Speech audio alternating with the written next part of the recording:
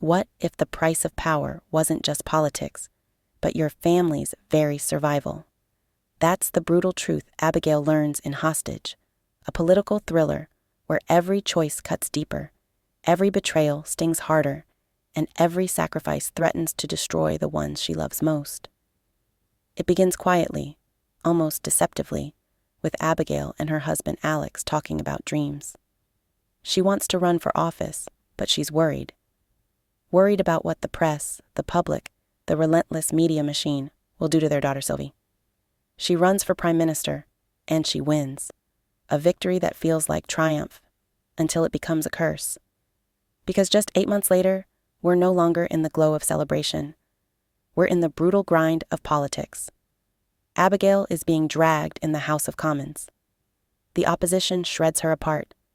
They accuse her of gutting the military just to fund the NHS, of leaving the country vulnerable, of failing to fix the crisis she promised to solve.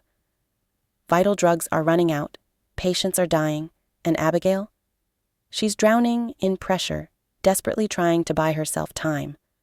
But while she's fighting for answers at home, across the ocean, something darker brews. Alex, leading a medical delegation in French Guiana, he thinks he's there to help.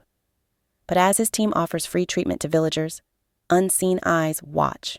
Photographs are taken. And then, armed men roll up, guns blazing. And the doctors? They're taken. Just like that, Abigail's family is plunged into a nightmare. Back in London, Abigail has no idea yet. She's getting ready for the Anglo Summit, preparing to face Vivienne, the French president. Her advisor Kofi suggests using a ship full of French refugees as leverage, pressure against France. Abigail hates the idea, but necessity is cruel. Behind closed doors, the gloves come off. Vivienne refuses to help with refugees. Instead, she demands to station French troops on British soil. Abigail's jaw tightens.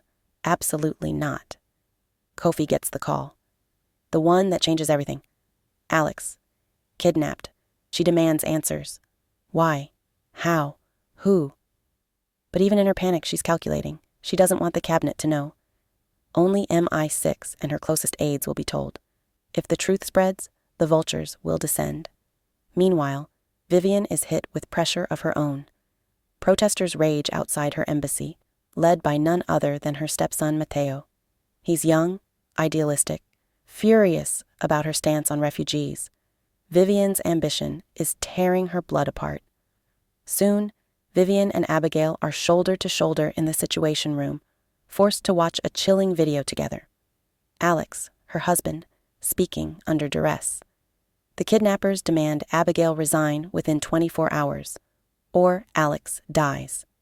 Vivienne, to Abigail's surprise, offers help, promises she'll assist. But promises in politics? They're made of glass. And then Vivienne reveals her true price. If Abigail wants Alex back, she must allow French troops on British soil. A demand Abigail swore she'd never agree to. In French Guiana, tension thickens. The kidnappers prepare to move Alex and the other doctors. French forces get close, air support only minutes away. But just as salvation hovers on the horizon, Vivienne receives a threat, a message promising to expose her scandalous affair with her stepson Matteo if she helps Abigail. And in that instant, Vivienne makes her choice. She aborts the mission. She turns her back on Abigail. The fallout is brutal. Abigail pleads, but Vivienne walks away, cold as stone. Pressure mounts. The deadline ticks closer. Sylvie discovers the truth about the kidnappers' demands and explodes at her mother. "Why not just resign?" she cries. But Abigail refuses. She cannot, will not, show weakness. Even as her husband bleeds in captivity, she clings to power, clings to the hope of saving both family and office. When negotiations finally resume, tragedy strikes. A hostage is executed on camera. Sylvie walks in at the worst possible moment, witnessing the murder. The trauma shatters her. She blames her mother, screams that she'll never forgive her. Abigail chases, but the damage is done. The family is fracturing. Meanwhile, Vivienne is imploding too. The blackmail festers. The affair with Matteo tears her household apart. Her husband rages, her stepson despises her, and her enemies circle. She wants to help Abigail, but fear of exposure shackles her hands. The kidnappers grow bolder. Their leader, revealed to be British himself, taunts Abigail. He's not just after ransom. He's after vengeance. Then a shocking twist. Adrienne, Vivian's chief of staff, is unmasked as a mole. Kofi catches her red-handed, feeding intel to the kidnappers. The betrayal sends ripples through both governments. How deep does this rot go? Who else is compromised? Finally, French forces strike. They storm the compound. Bullets tear through the night. The doctors are saved, Alex among them. Abigail's heart nearly explodes when she hears his voice again. For a moment, just a moment, it feels like victory. But villains never rest. The surviving kidnapper resurfaces in London, disguised as police, sowing chaos during a boy's funeral. Whispers swirl that Abigail ordered the violence. Public trust craters. And then, the cruelest blow. Saskia, Matteo's girlfriend, revealed as part of the terror cell, slips into a hospital and kills Abigail's father. The personal becomes political. The political becomes war. The backlash is ferocious. Protests, riots, attacks.